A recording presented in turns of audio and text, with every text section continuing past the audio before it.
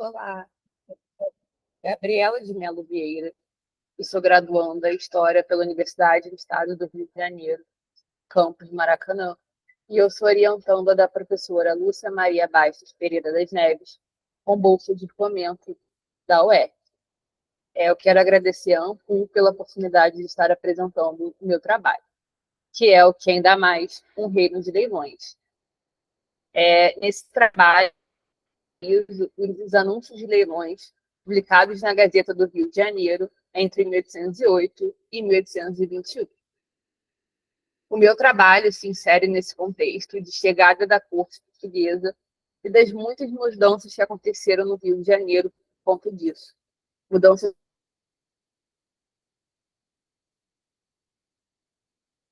nos anos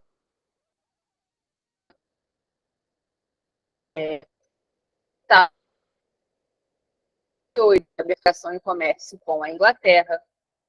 Em 1815, a elevação do Brasil a Reino Unido, a Portugal e Algarve. E se detendo a um decreto muito importante para a pesquisa, é o de 13 de maio de 1808, sobre a impressão régia. Permitiu que periódicos pudessem ser impressos e produzidos no Brasil. E graças a esse decreto, nós temos a criação da Gazeta do Rio de Janeiro em setembro de 1808.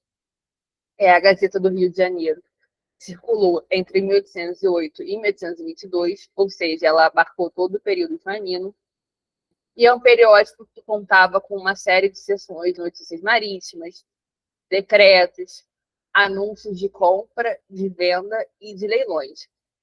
O nosso objeto são os anúncios de leilões.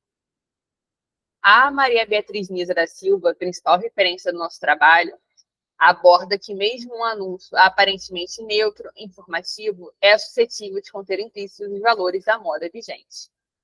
Ou seja, esses anúncios permitem que a gente descubra um pouco sobre o que era aquela sociedade joanina. E no meu caso, né, na minha pesquisa, são os anúncios de leilões. Ainda de acordo com a Maria Beatriz Nisa da Silva, ela destaca que existiam dois tipos de anúncios de leilões que circulavam: os leilões judiciais e os comerciais. Os leilões judiciais eles eram realizados pela Real Junta de Comércio, Agricultura, Fábricas e Navegações, e eles aconteciam por motivo de falência. Os funcionários dessa junta analisavam se uma pessoa tinha ou não condições de pagar as suas dívidas, e caso identificassem que não, colocavam os itens dessa pessoa à venda. E os leilões comerciais, que compõem a imensa maioria, né, desses anúncios identificados na Gazeta, que aconteciam por uma série de razões: a própria falência, mudança, e também os leilões eram vistos como uma atividade comercial, ou seja, nem sempre o motivo aparecia. Era simplesmente o desejo puro de vender alguma coisa ou vender várias coisas. Os objetivos gerais da pesquisa são identificar quais itens aparecem nesses anúncios, entender aspectos socioculturais do período joanino por meio desses anúncios que circulavam na Gazeta do Rio de Janeiro.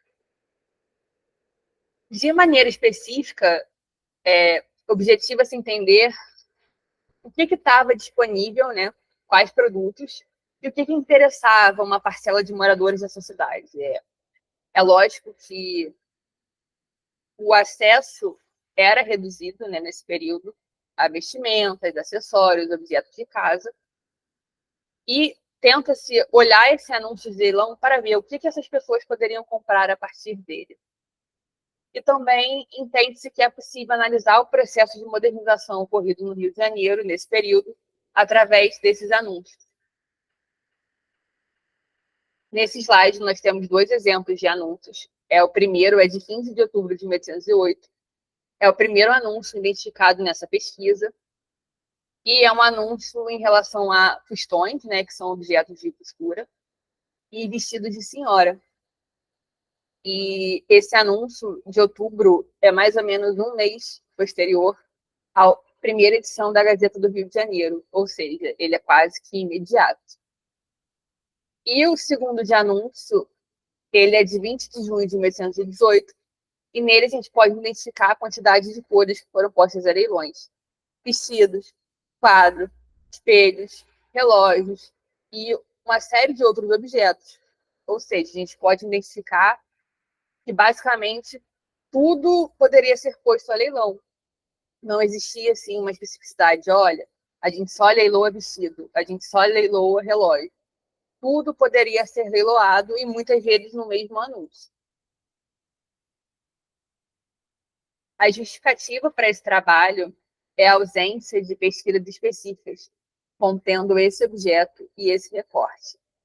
Eu já citei o trabalho da Maria Beatriz Nida da Silva sobre os leilões, mas esse trabalho dela se insere no trabalho maior sobre a análise da Gazeta do Rio de Janeiro. Os leilões são uma pequena parte desse trabalho, porque justamente por estarem na Gazeta, né? Mas o meu objeto, o meu recorte, são completamente os anúncios de leilões na Gazeta no período joanino. Nós temos também uma série de trabalhos da Caroline Fernandes sobre a historicidade dos leilões no Brasil, mas eles analisam, como eu já falei, a historicidade, né? Não tem esse objeto de recorte específico. E, além disso, é tentar entender a Gazeta para além dos anúncios tradicionais de compra e venda. Eu tenho duas hipóteses nesse trabalho. A primeira é que ocorreu um choque entre uma tentativa de modernização imposta de cima para baixo pela corte portuguesa e a presença de estruturas coloniais como a escravização, e que isso pode ser trabalhado através desses anúncios. E eu destaco um anúncio de 1819 em que um indivíduo colocou para leilão ferramentas, carrinhos e etc., juntamente com escravizados. Ou seja, tem tanto essa visão de modernização através das ferramentas, dos carrinhos, mas também a presença muito clara da escravidão, né? Esses indivíduos, eles eram considerados como possíveis de serem vendidos em leilões justamente com outros objetos, como se eles não fossem seres humanos, né? Então a gente identifica a presença da violência nesse processo de escravização, que seguiu muito forte no período joanino. E a outra hipótese é de que esses leilões podem ter sido uma opção para que as pessoas comprassem produtos mais baratos. Eu vou retomar o anúncio anterior de 1808, porque nesse anúncio nós temos a presença do termo fazendas avariadas. Uma avaria é um dano. E não faz sentido você vender um produto danificado pelo mesmo preço de um produto intacto. Além disso, muitas das vezes eram produtos já usados, ou seja, são indícios muito fortes. Esses leilões poderiam sim ser um barateamento de produtos, que permitia que uma parcela maior de moradores da cidade tivesse acesso a esses itens. A metodologia utilizada é a análise crítica e descritiva desses anúncios, publicados na Gazeta do Rio de Janeiro, e que estão disponíveis na hemeroteca digital da Biblioteca Nacional. Até aqui foram identificados mais ou menos 100 anúncios.